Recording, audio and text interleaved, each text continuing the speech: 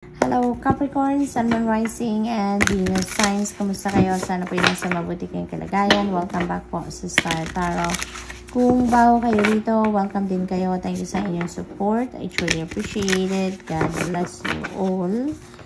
Una mensahe ni Capricorn ay number 5, rebirth is assured. Ayan. So, meron ditong transformation na magaganap, no? Meron ditong massive transformation na maaaring mangyari. And whatever that is na babaguhin ninyo sa buhay ninyo, you know, you're creating newness, new picture, new experiences sa buhay ninyo dito. So, magkakaroon kayo dito ng pagkakataon na i-reshape ang buhay ninyo the way you want it, no? Yung ganon. So, good luck. What else? We have number 58, take the lead. Yan. So, maaaring ang iba sa inyo dito will be promoted to a leadership role. Or maaaring nandiyan na kayo sa posisyon na yan. Maaaring nasa managerial position na talaga kayo. No? Posible din dito na ang iba sa inyo will be asked to lead a group, to lead a situation, to lead a organization, or mag-lead kayo ng kung ano man ang isang activity dito, no? Maaaring ganon ang ganap. What else? We have sing your own song. Ayan, be authentic. Ayan, ang panawagan sa inyo dito, authenticity.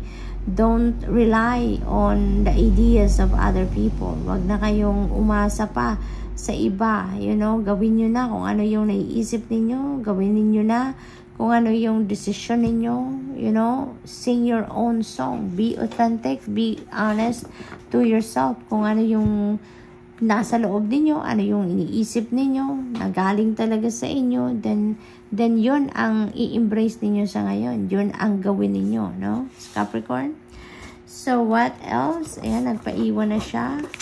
We have make a decision. Ayan, so are you choosing to prioritize yourself or another in this situation? Accept divine guidance pointing you toward your own joy. You deserve it. Ayan, so maybe may decision kayong kailangan gawin sa ngayon, and maaaring nagmimini-mini mo kayo, no?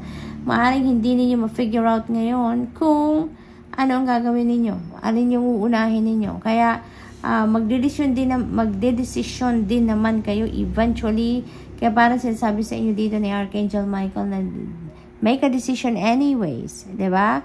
Kasi the more na mag-iisip pa kayo, the more na patatagalin nyo pa ang pag-iisip dito, maaaring mas lalong maging complicated ang inyong sitwasyon. Kaya you are making a decision anyways in the near future or tomorrow or later on, so make a decision now, no? Yung ganon.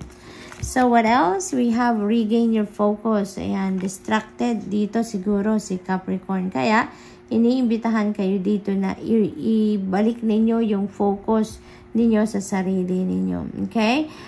Maybe ungrounded kayo. Maybe you are thinking about many things. Maaring marami din kayong iniisip. Marami kayong ginagawa. Kaya, iniimbitahan kayo dito na ibalik ninyo ang balanse sa sarili ninyo. Okay? So, tingnan natin. Kailangan siguro ninyo dito na mag-retreat kayo, ang tawag dito, mag-focus kayo sa kung ano man ang mga bagay na kailangan ninyong pag-focusan sa ngayon. Alright? Trust your angels. Let go of your expectations of how your dreams will come true. Trust that heaven has a perfect plan. Ayan. Lahat naman tayo, 'di ba? Lahat tayo mayroong divine plan ng Panginoon. Kaya minsan kahit anong pilit natin sa mga bagay na mangyari, no? Gusto nating mangyari, hindi yan nag-unfold. It's because it's not part of the divine plan. Mararamdaman din naman natin yan, ano? If something is not coming to fruition, if something is not the best for us, dahil makikita ninyo, mararanasan ninyo na hindi smooth sailing, 'di ba? Ang journey natin sa mga bagay na 'yan. Kaya maraming mga obstacles, maraming mga delays, may mga blockages. Ibig sabihin lang 'yan na hindi 'yan ang para sa atin. That is not meant for us right now, or maybe not meant for us at all. Kaya ang napakahalaga lagi, Capricorn, lagi tayong makikinig, lagi tayong mag-tune in sa ating intuition, because Our intuition will guide us, no? Will lead us to the right path. Lagi nating papakinggan ang bulong sa atin ng intuition natin kasi yun ang magsisignal sa atin if we are on the right direction. Hindi ba? So, tignan natin kung ano pa ang ganap.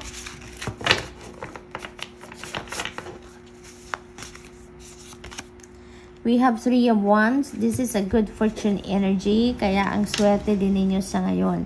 Ang iba sa inyo dito ay talagang siswertehin sa inyong mga gagawin, siswertehin sa inyong mga activities, yung mga ganon, ano? Maaring ang iba sa inyo dito also is going to embark on something new. Let's say, for example, pagkakakitaan, trabaho, karera, negosyo, maaring ganon. And maybe now you are going to start, your strategies. Maaring i-roll out nyo na ngayon ang inyong mga plano, ideas, no? Travel also is very imminent for some of you dito, Capricorn. So maybe you are embarking on a travel very soon. Nakikita ko dito number 4. So maaring ang travel na to could be in 4 days, maybe in 4 weeks or 4 months, no? Maaring ganun ang ganap dito for some of you. We have 4 of Swords. Ayan. So, kakasabi ko lang ng 4. Ito, may 4 of Swords. So, ang iba sa inyo dito, Capricorn, pagod na pagod na. Maybe you are really not on, hindi kayo grounded talaga, no?